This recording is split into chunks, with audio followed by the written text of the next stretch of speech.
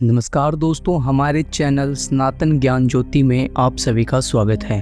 अगर आपने अब तक हमारे चैनल को सब्सक्राइब नहीं किया है तो हमारे चैनल को भी सब्सक्राइब करें और बेल आइकन को प्रेस करें। मित्रों, यह तो हम जानते हैं कि पृथ्वी पर जन्म लेने वाला कोई भी प्राणी अमर नहीं होता, अर्थात उसे एक न एक दिन मरना ही होता है।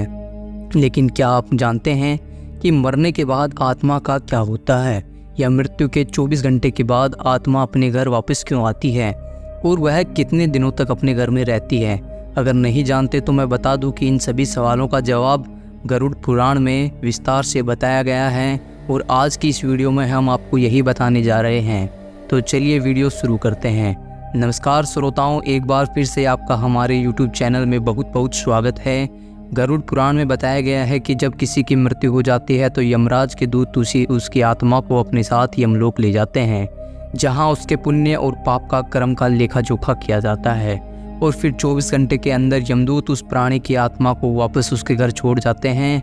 यमदूत के द्वारा वापस छोड़ जाने के बाद मृतक की आत्मा अपने परिजनों के बीच ही भटकती रहती है और अपने परिजनों को पुकारती रहती है, लेकिन उसकी आवाज़ कोई नहीं सुनता। यह देख मृतक की आत्मा बेचैन हो जाती है और जोर जोर से चिल्लाने लगती है, तब भी उसकी आवाज़ को कोई नहीं सुनता। इसके बाद मृतक की आत्मा अपने शरीर में प्रवेश करने की कोशिश करती है, लेकिन यमदूत के पास में बंधे होने के कारण वह मृत शरीर में प्रवेश नहीं कर पाती है। इसके अलावा गरुड़ पुराण में बताया गया है कि किसी की मृत्यु हो जाने पर जब उसके परिजन रोते बिलखते हैं तो यह देख मृत आत्मा दुखी हो जाती है और वह भी रोने लगती है, लेकिन वह कुछ कर नहीं पाती और लाचार होकर अपने जीवन में किए गए कर्मों का याद करके दुखी हो जाती है। गरुड़ पुराण की माने तो जब यमदूत मृतक की आत्मा को उसके परिजनों के बीच छोड़ जाते हैं तो उसके बाद उस आत्मा में इतना बल नहीं रहता कि वह यमलोक की यात्रा तय कर सके।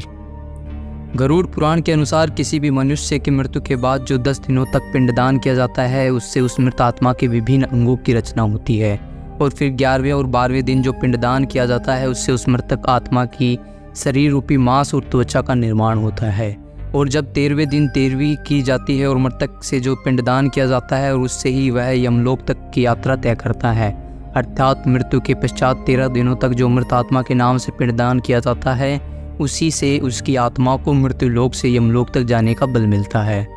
मित्रों, इसलिए गरुड़ पुराण में बताया गया है कि जब किसी मनुष्य की मृत्यु हो जाती है तो उसकी आत्मा 13 दिनों तक अपने परिजनों के बीच भटकती रहती है और इसके बाद मृतक की आत्मा मृत्यु लोक से यमलोक की सफ़र पर निकल पड़ती है, जिसे पूरा करने में उसे 1 साल यानी 12 महीने तक वक्त लगता है। मान्यता के अनुसार 13 दिनों तक किया गया पिंडदान इस एक वर्ष मृतक की आत्मा के लिए भोजन सम्मान होता है। मित्रों, जब आपके मन में सवाल उठ रहा होगा कि अगर किसी मृत आत्मा के निमित्त पिंडदान नहीं किया गया तो क्या होगा, तो मैं आपको बता दूं इसका भी वर्णन गरुड़ पुराण में विस्तार से किया गया है, जिसके अनुसार जिस मृतक आत्मा के नाम से पिंडदान किया जाता है उसे 13वीं के दिन यमदूत जबरदस्ती घसीटते हुए यमलोक ले जाते हैं, जिससे मृत आत्मा को यात्रा के दौरान काफ़ी कष्ट उठाना पड़ता है। इसलिए हिंदू धर्म में हर मृत आत्मा के नियमित 13 दिनों तक पिंडदान किए जाना आवश्यक बताया गया है। इन सब के अलावा गरुड़ पुराण में यह भी बताया गया है कि 13वीं के दिन मृतक के निमित्त परिजनों के द्वारा किया जाने वाला बोझ कर्ज लेकर किया जाए तो मृत आत्मा को शांति नहीं मिलती। मृत आत्मा को इन बातों का बड़ा ही कष्ट होता है, मन ही मन सोचता है कि काश मैं अकेले ही कष्ट उठाता। साथ ही गरुड़ पुराण में यह भी बताया गया है कि जो मृतक के परिजन को कर्ज लेकर बोझ करने पर मजबूर करता है, ऐसे इंसान को यमराज कभी भी क्षमा नहीं करते और उसकी मृत्यु के बाद उसे कई तरह की याचनाएं देते हैं और फिर उसे वापस मृत्यु लोक में भेज देते हैं। साथ ही गरुड़ पुराण में यह भी बताया गया है कि जो मनुष्य जीवित रहते हुए पुण्य कर्म करता है उसे यमदूत मृत्यु के 13 दिनों बाद अपने साथ यमलोक ले जाते हैं और ऐसी आत्मा को मृत्यु लोक से यमलोक तक जाने वाले मार्ग में किसी भी तरह का कष्ट नहीं भोगना पड़ता। वहीं जो मनुष्य अपने जीवन काल में बुरे कर्म करता है उसे यमदूत पूरे रास्ते कई तरह की यातनाएं देते हैं, जिससे वह थर थर काँपने लगता है और यमदूतों से बार बार क्षमा मांगता है, लेकिन यमदूत उसे क्षमा नहीं करते। इसके बाद जब पुण्य आत्मा यमलोक पहुंचती है तो यमराज उसे स्वर्गलोक भेज देते हैं, जबकि पापी आत्मा को उसके द्वारा किए गए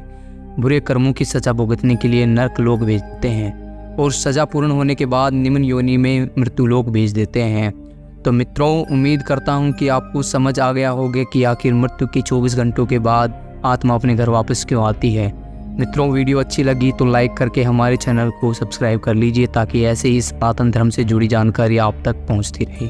वीडियो पूरा देखने के लिए आपका बहुत बहुत धन्यवाद।